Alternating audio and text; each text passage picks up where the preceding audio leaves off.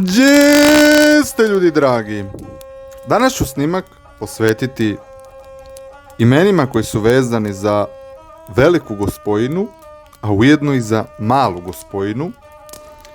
To su stara srpska narodna imena koja su usko vezana za taj praznik. Kao što su imena Gospa ili Gospava, te njen drugi oblik Gospova, te Gospana, Gospodina, Gospodinka, Gospođa,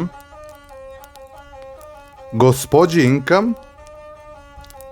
Gospojina i Gospojinka.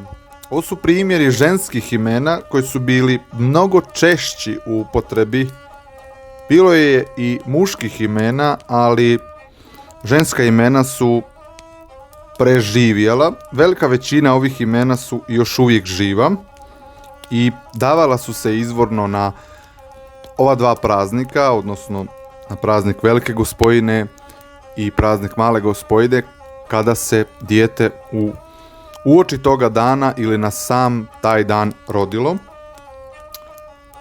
Hvala ljudi što ste slušali ovaj snimak posvećen gospojinskim imenima.